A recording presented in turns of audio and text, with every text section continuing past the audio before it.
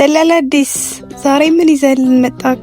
ዛሬ የሚገርም ሌክዠሪ የሆነ ባለ ሁለት መኝታ ፉሊ ፈርኒሽድ አፓርትመንት ወይንም ገስት ሃውስ ነው ይዤ የመጣሁት።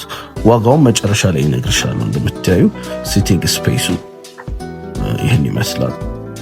እዚህ ጋር ዳይኒንግ ስፔሱ ነው እንደምታዩ ሰፋ ያለ ዳይኒንግ ስፔስ አለው። አሁን የመኝታ ቤቶቹ ላሳይሽ።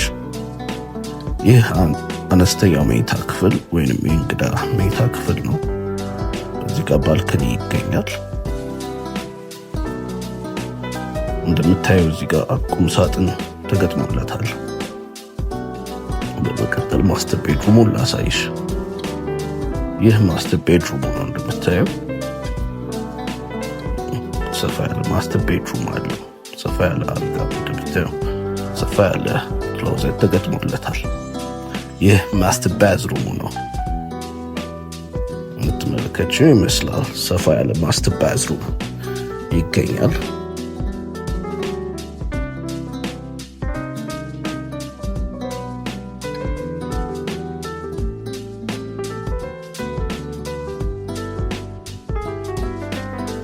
ይሄኛው ደግሞ ኮመን ባዝሩም ነው። የእንግዳ ባዝሩም ወይንም ተጨማሪ ሁለተኛ ባዝሩም ነው። እዚህ ጋር ላውንደሪ ክፍሉን እናገኛለን። አውቶማቲክ ላውንደሪ ተገጥሞለታል። አሁን ኪችኑን እንመልከት።